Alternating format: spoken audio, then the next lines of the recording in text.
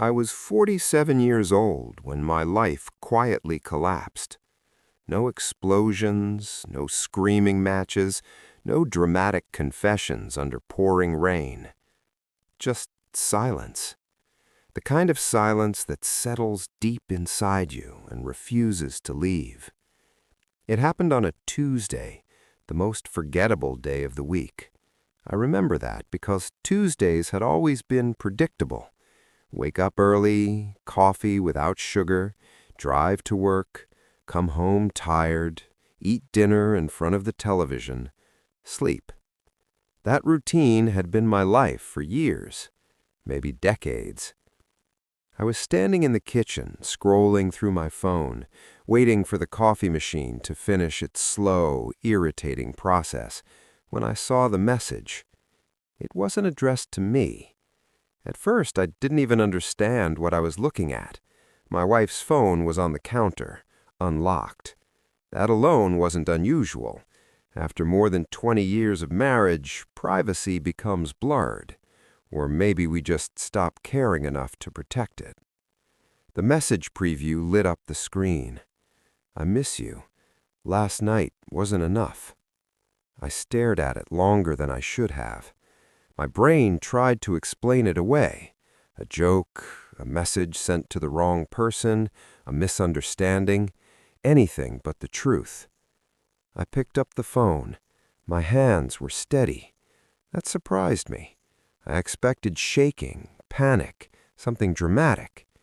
Instead, I felt oddly calm, like my body already knew something my mind was still trying to deny.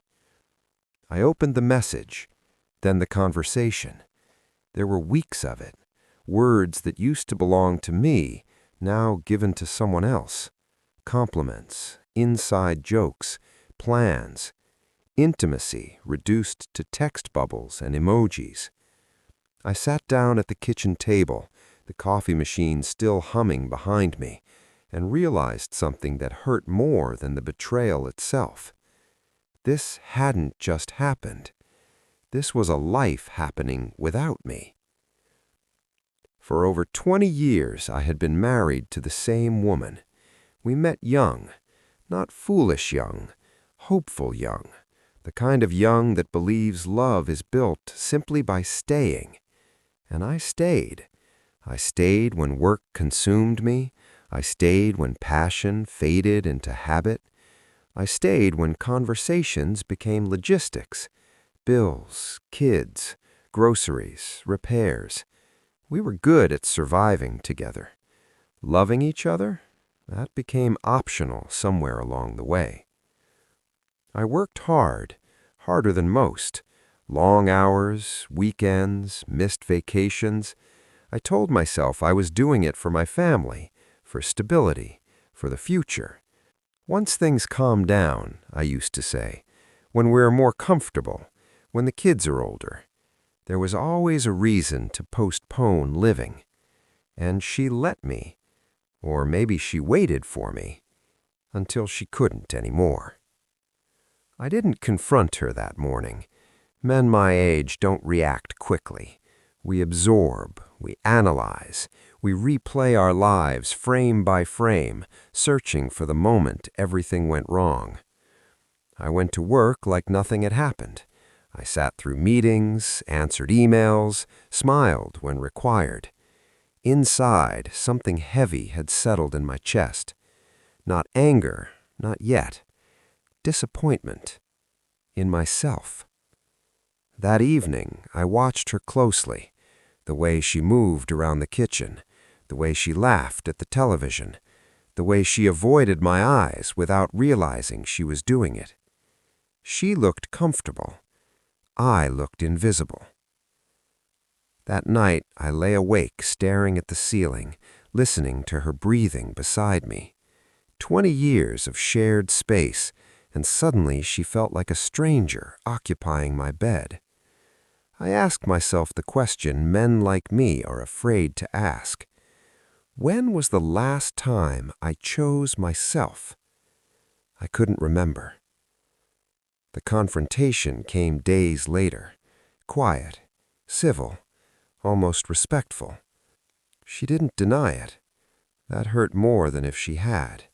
She cried, of course, apologized, said words she probably believed, that it just happened, that she felt lonely, that she didn't mean to hurt me. I listened, I nodded. I didn't shout. What would have been the point? At 47, you don't fight for illusions anymore. When she finished, I asked her one simple question. Do you love him? She hesitated. That hesitation told me everything. We separated quietly. No lawyers at first. No public drama. Friends didn't even know. To the outside world, we were still the stable couple, the reliable ones.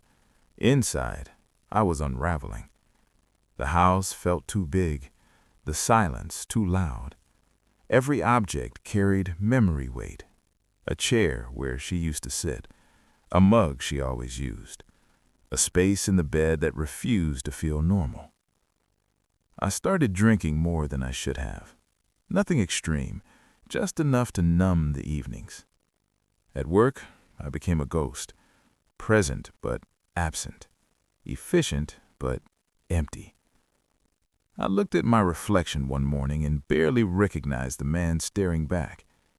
Gray in my beard, deep lines around my eyes, shoulders slumped from years of carrying responsibility without asking why. I wasn't heartbroken. I was hollow. People think betrayal destroys you in one moment. They're wrong.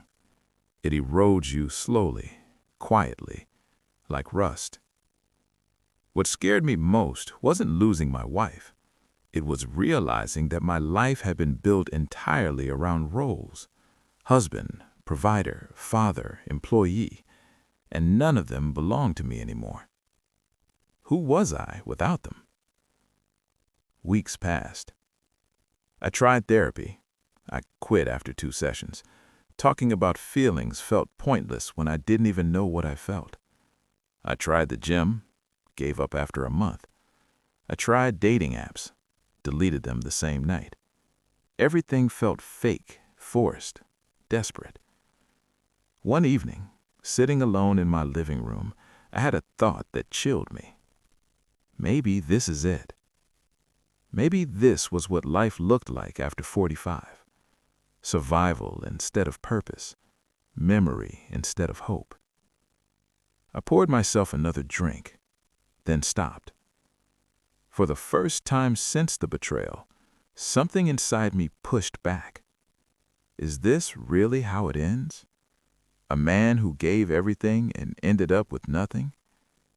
I poured the drink down the sink. That moment didn't feel heroic. It wasn't dramatic. It was small, almost insignificant. But it was the first decision I made in years that wasn't about anyone else. That night, I didn't sleep much, but my thoughts were different. Not about her, about me. The dreams I had buried, the risks I never took, the life I postponed indefinitely. At 47, society doesn't expect reinvention, but maybe that's exactly why it works. I didn't know it yet, but the betrayal that had shattered my identity was about to give me something I hadn't felt in decades: direction. The first thing you learn after betrayal isn't how to forgive, it's how to sit with yourself. Mornings became the hardest. Nights were lonely, yes, but mornings were cruel. You wake up expecting the familiar weight of routine, only to realize the structure that held your life together is gone. No shared plans, no no reason to rush. I began waking up earlier, not because I wanted to, but because sleep no longer trusted me. I would sit at the edge of the bed, staring at the floor, listening to the city wake up without me. Cars passing, people starting lives that still made sense. Mine felt paused. I took longer routes to work, avoided familiar places. Anything connected to us felt contaminated. One morning, I didn't go to work at all. I called in sick, something I almost never did, and drove aimlessly until I ended up at a small park near the river. I hadn't been there in years, maybe decades. I sat on a bench and watched the water move steadily forward. It struck me how little it cared about my problems. The river didn't stop because my marriage failed. It didn't hesitate. It didn't look back. It just kept moving. For some reason, that made me angry. I stayed there for hours, thinking about all the moments I had swallowed my own needs for the sake of peace, all the times I'd told myself that stability was enough. Was I a good husband? Yes. Was I a good man to myself? No. That realization hurt more than any message on a phone screen. I started writing, not journaling. I hated that word. I wrote lists, facts, things I liked before life got complicated, things I always wanted to try, things I was afraid of.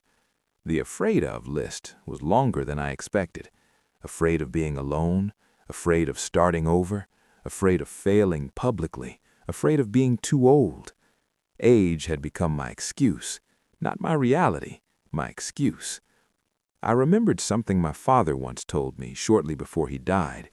Men don't stop living because they're old. They get old because they stop living. At the time, I nodded politely and forgot it. Now, it refused to leave my head. I began with small changes, embarrassingly small. I cleaned the house properly, not because it needed it, but because it gave my hands something to do while my mind processed grief. I cooked real meals instead of reheating leftovers. I stopped drinking during the week. I forced myself to walk every evening. During one of those walks, I noticed a small boxing gym tucked between two closed shops. The sign was faded, the windows dusty. Boxing! I laughed out loud. At 47, with stiff joints and a body shaped by desk chairs and stress, the idea felt ridiculous. I walked past it, then stopped, then walked back.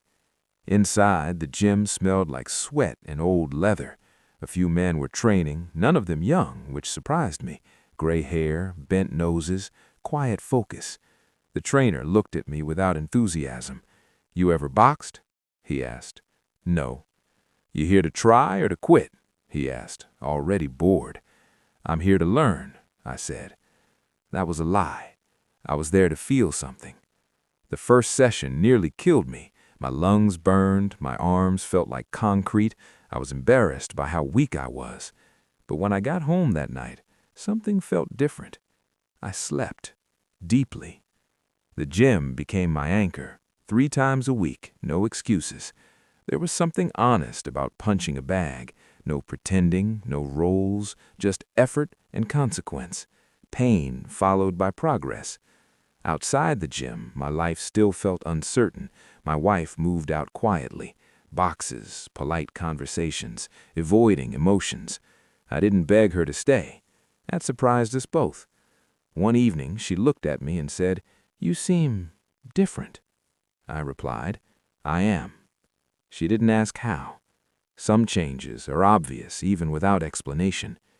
Months passed. I lost weight. My posture changed. My face looked sharper. Not younger, but clearer. At work, people noticed. Not the gym, the presence. I started speaking up, setting boundaries, saying no. The world didn't collapse when I did. One afternoon, my boss asked me into his office. "I don't know what happened in your personal life," he said carefully, "but whatever it is, you're sharper, more focused. I like this version of you." I nodded. So did I. Loneliness didn't disappear. It evolved. It became quieter, more manageable. I stopped seeing myself as abandoned and started seeing myself as released from a version of life that no longer fit. Then, unexpectedly, she entered my life. Her name was Claire. I met her in the most unromantic way possible, at a hardware store, arguing with an employee about paint finishes. She laughed at my frustration. We talked, casually, easily. She wasn't trying to impress me. That was refreshing. She was 46, divorced, calm, grounded. We had coffee, then another, then dinner. There was no rush, no games. She didn't need me to rescue her. I didn't need her to validate me. That alone felt revolutionary. I told her about my marriage, the betrayal, the rebuilding. She listened without trying to fix me. That meant more than sympathy. When we finally kissed, it wasn't desperate. It was deliberate. Still, fear followed me, quietly, patiently. I was afraid to hope again. But hope has a way of growing when you stop fighting it. One evening, sitting across from Claire, watching her talk about a trip she wanted to take alone, I realized something profound. I didn't feel threatened by her independence. I admired it. That's when I understood how much I had changed. I wasn't looking for someone to complete me anymore. I was looking for someone to walk beside me. And for the first time in decades, I was already standing on my own feet. The past never disappears quietly. It waits. I was beginning to believe that my life had finally found a steady rhythm. Work, the gym, evenings with Claire that felt calm rather than consuming. No chaos, no emotional extremes. Stability, the healthy kind. Then my phone rang one evening, and the name on the screen reminded me how fragile that balance really was. My ex-wife. I hadn't heard from her in months. I considered letting it go to voicemail. I didn't. "I need to talk to you," she said. Her voice was softer than I remembered. We met in a small cafe, neutral territory. She looked different, tired, thinner, less certain. The man she had left me for was gone. That alone didn't move me. She spoke carefully, as if choosing the wrong word might push me away completely. "I made a mistake," she said eventually. I watched her hands wrap around her coffee cup, trembling slightly. "I thought I wanted something else, something easier, and now I don't know who I am anymore." For a moment, the old reflex stirred inside me, the instinct to comfort, to fix, to carry the emotional weight. Then it faded. I listened not as her husband, but as a man who had already paid the price of her choices. "I don't hate you," I said honestly, "but I can't go back." She nodded, tears forming. "I see that now," she whispered. That conversation didn't reopen wounds. It closed them. Walking home, I realized something unexpected. I felt free. Not victorious, not superior. Free. That night, I told Claire everything. She didn't react dramatically. No jealousy, no ultimatums. "Do you want her back?" she asked simply. "No," I said without hesitation. She smiled. "That's all I needed to know." Trust at this age isn't built on promises. It's built on clarity. Weeks later, I faced another test, one I hadn't anticipated. At the gym, during a sparring session, my body finally reminded me that time is real. A sharp pain shot through my shoulder. Nothing dramatic, but enough to stop me. Doctor's orders. Rest. The gym had become my outlet. Without it, old thoughts crept back in. Fear, doubt, questions about longevity. Who am I if my strength fades again? Claire noticed the shift before I did. "You don't have to be invincible," she said one evening. "You just have to be present." Presence. That word stayed with me. I began shifting focus from proving myself to understanding myself. I took a short solo trip, just a few days by the sea. No agenda, no distractions. I walked, I thought, I breathed. At night, I wrote letters, not to send, but to release. To my younger self, to my ex-wife, to the man I almost became, bitter, closed, afraid. I realized then that happiness at this stage of life isn't about excitement. It's about alignment, being where you are without wishing you were someone else. When I returned, Claire was waiting at the door. No dramatic reunion, just a quiet hug. And in that moment, I knew this was home now. Months later, I stood in front of a small group of men at the gym, all different ages, all carrying their own quiet burdens. The trainer had asked me to speak casually. I told them my story, not the details, the truth. That life doesn't end at 45, that betrayal doesn't define you, that rebuilding is possible, but only if you're willing to face yourself honestly. Some of them nodded, others looked away. Men understand pain even when they don't talk about it. That night, Claire and I sat on the balcony, watching the city lights. "I'm proud of you," she said. "For what?" I asked. "For choosing yourself without becoming selfish."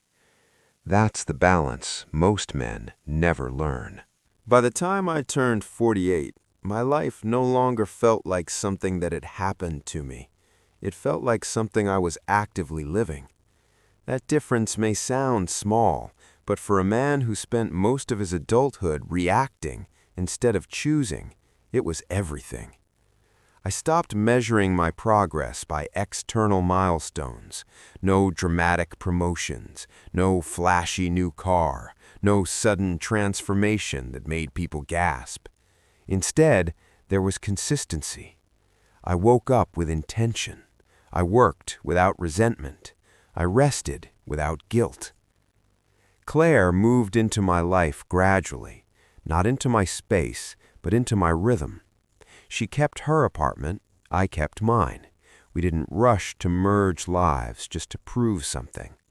At this age, love isn't about possession, it's about respect.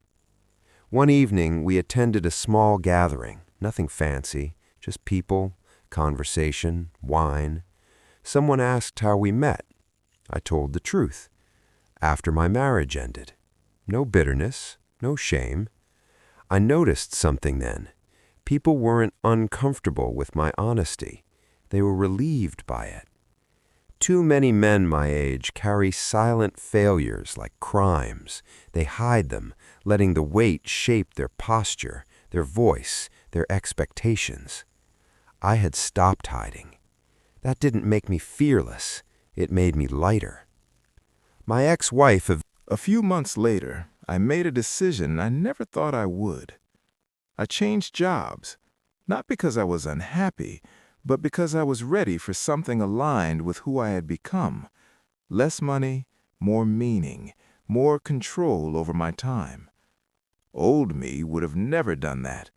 Old me confused security with safety. They are not the same. The day I told my boss, he looked at me and said, "You're one of the few men I know who didn't wait for retirement to start living." That stayed with me. On my 49th birthday, I didn't throw a party. Claire and I cooked dinner together, simple, quiet. Afterward, she handed me a small box. Inside was a notebook. The first page was blank. "For the chapters you haven't written yet," she said. I smiled. Life doesn't give you a clean start. It gives you a chance to continue differently. That night, lying in bed, I realized something that would have shocked the man I used to be. If the betrayal had never happened, I might still be asleep inside a life that looked good from the outside and felt empty within. I wouldn't have known what I was missing. I wouldn't have known myself. Pain didn't ruin me. Avoiding pain almost did. Today, I don't pretend that everything is perfect. I pretend nothing. I am a man who loved deeply, lost painfully, rebuilt intentionally, and found a version of happiness that doesn't shout, but lasts. If you're listening to this story and you're over 40, feeling like life already made its final decision about you, it hasn't. Sometimes the moment you think everything is over is the moment life finally hands control back to you. You just have to be brave enough to take it. Sometimes the moment you think everything is over is the moment life finally hands control back to you. You just have to be brave enough to take it. There is something no one tells you about being over 40. The world slowly starts treating you like a finished story. People stop asking what you want and start assuming what you should accept. You're expected to settle, to endure, to manage decline gracefully. And if something breaks, a marriage, a dream, your sense of self, you're told to be realistic. This is just how life is now. I believed that lie for a long time. I thought survival was success, that loyalty without joy was maturity, that postponing myself made me responsible. It didn't. It made me invisible. The hardest part of rebuilding my life wasn't the betrayal. It was admitting how long I had betrayed myself before anyone else did. Men my age are good at endurance. We're terrible at honesty. We stay in places that drain us because leaving feels selfish. We silence desires because wanting feels childish. We confuse stability with meaning and pay for it quietly. Here is the truth I learned too late and now refuse to keep to myself. Your life does not end when someone walks away. It ends when you stop choosing yourself. You don't need to become someone new. You need to return to who you were before you learned to disappear. That doesn't mean reckless changes or dramatic gestures. It means small, consistent acts of self-respect. Saying no without explaining. Resting without guilt. Wanting without apology. It means understanding that love after 40 is not about being needed. It's about being seen. And being seen requires courage. Courage to risk disappointment again. Courage to admit you still want more. Courage to accept that time is limited and therefore precious. I am not younger now. I am not richer in the ways people usually measure, but I am present. I wake up knowing why I live the life I live. I go to sleep without rehearsing regrets. That is not luck. That is choice. If you are listening to this and feel like life has already made its decision about you, it hasn't. You are not late. You are not broken. You are not invisible unless you agree to be. There is still a version of your life waiting for your permission to begin. And it doesn't need approval. It doesn't need revenge. It doesn't need anyone to come back. It only needs you to stop waiting. Because the most dangerous lie a man over 40 can believe is this, that it's too late. It isn't. It never was.